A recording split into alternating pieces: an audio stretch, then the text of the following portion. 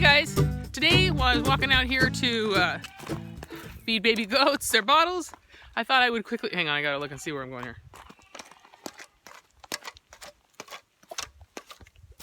Check the tracks, make sure no one's gonna run me over. Okay, we're back. Today I wanted to talk about how to know when your service dog enjoys working.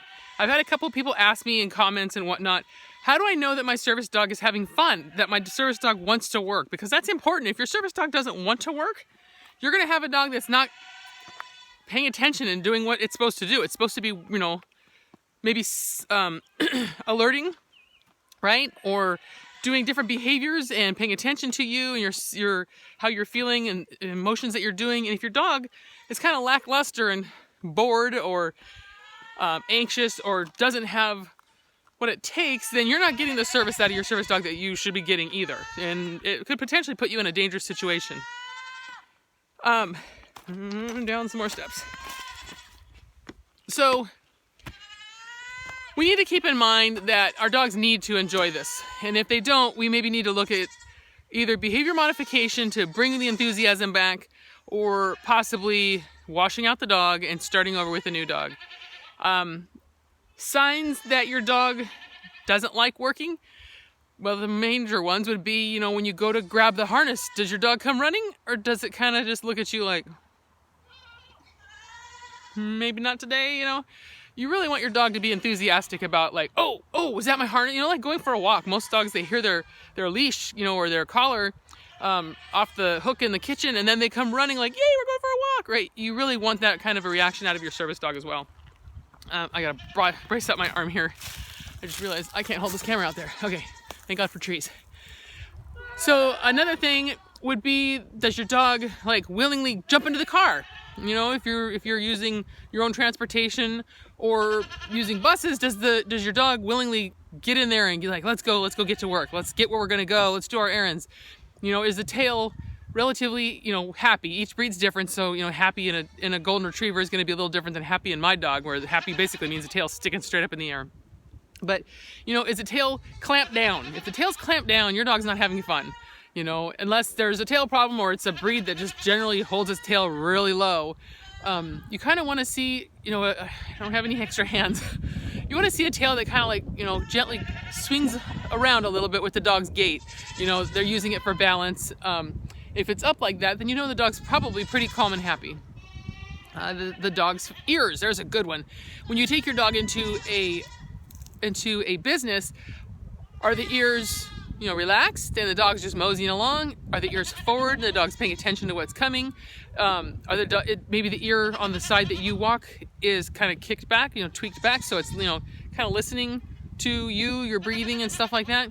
Or the ears going every which way? If the ears are just like here, there, over there, down here, over there, your dog's anxious, probably, or it's just super vigilant. And, you know, that's a sign. You might want to just kind of think, why is my dog so aware of everything else, not just me, but everything? You know, maybe because your dog's uncomfortable in that situation, which could mean your dog is not enjoying its work. It could mean that your dog is, you know, acting overreactive, basically, and overstimulated by everything that's going on.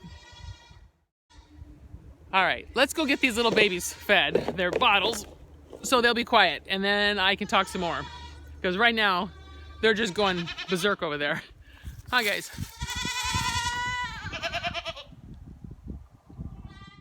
So you might ask yourself, what's involved with behavior modification? The first step would be to take your dog right back to square one. Start over, as if it was a new dog to you. That's at least how I would approach this. Now, you know, you can obviously move through steps a little faster because your dog's been there, done that. But you want to make sure that you pay attention to every step along the way. For instance, start back at home or at a, you know, training facility or somewhere without a lot of distractions, and start working on obedience again. And you want to bring that enthusiasm out. You want that dog so excited for its training sessions every day. You want that dog to be just jazzed as can be about the food reward that it's going to get. And, you know, you need to really bring your A game in enthusiasm. You're like, oh my God, what a good dog. You're doing so good. You know, goose the dog's butt if it likes it. You know, play tug of war for a second. You know, just really bring the happiness back into working. Okay. What you're doing is you're making that dog see you as the fun game that it needs to see you as in order to work for you. And this is going to take a lot of work and probably a lot of time. So, you know, just batten down the hatches. And I mean, what better time than now, right? We're all locked at home anyway. We can't really go do anything, hardly, very little public access. So I think this is kind of a gift for people who have dogs that maybe are starting to kind of peter out in their enthusiasm for working. Now we can really work on bringing back that momentum that the dog should feel. It should be looking forward to the next time you say its name. It should turn its head like, what are you going to ask me to do? And then, you know, sit. Oh my gosh, you're so good. Go get the treat and throw the treat. You know, throw the food around. Make this exciting. Bring prey drive into the food drive with play drive. You know, if your dog responds to those things, which a majority of dogs will, at least one of them, use those things. You know, you can't do that in public access so much because you're supposed to, you know, act all responsible and the dog's supposed to be oh so perfect. And we all worry about, oh my gosh, my dog's not acting perfect. What's everybody going to think of me, right?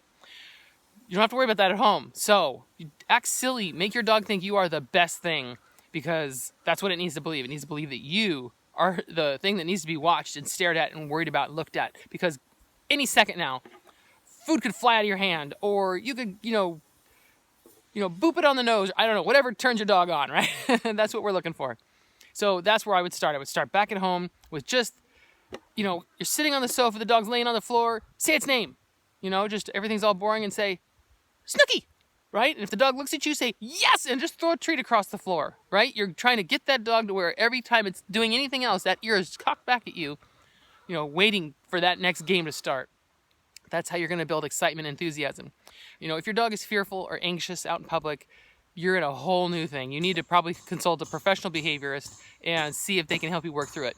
But if it's just your dog's got that, like, nah, I don't want to work anymore, you can bring it back. You know, not all dogs are going to come back from that, but you can work on it. And I think it's doable for probably 85% of the dogs out there that are just getting bored. It's boring, you know, they're just tromping along next to you, waiting for you to do whatever it is that you do that they have to tell you about, or, you know, plop across your lap, or, you know, pick something up off the floor.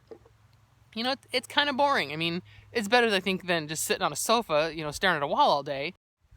So those are the things that I would do if my dog were starting to experience boredom while it was out working, or just kind of really not wanting to be there. You know, start at home, keep that enthusiasm up, keep your dog's focus, make it think that a trick or a treat or something could come along at any moment, and it needs to be ready to perform, right? It's anxious to perform.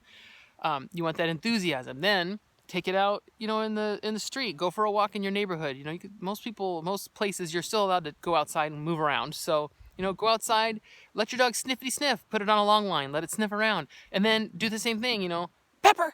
And then when the dog looks, yes, you know, throw a toy towards it, play tug of war for a second, you know, then, well, that's enough. Let go, good, let's go. Go ahead, sniffy sniffy. You know, let your dog enjoy being a dog again, but you're also teaching it that at any moment in this happy, it's going to have to respond to you. And that's a good thing, because it's going to look forward to it. See what I'm getting at here? So these are the things we want to work on. Taking it out in town where there's not a ton of distractions. You know, maybe a dog runs up to a fence, or there's little kids in the front yard screaming or something, birds, squirrels, that kind of thing. But it's not like, you know, in a grocery store where there's carts and people and, you know, so much, right? And you want to just kind of surprise the dog with these sudden work expectations. That's what we're looking for. So once you do that, go somewhere where there's a little more distractions. You know, keep working on that. And you're going to build that drive to be enthusiastic while working.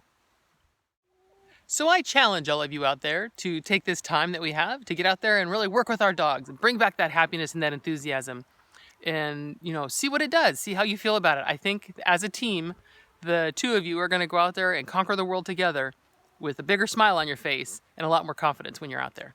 Good luck, and I'll see you guys next time. Bye.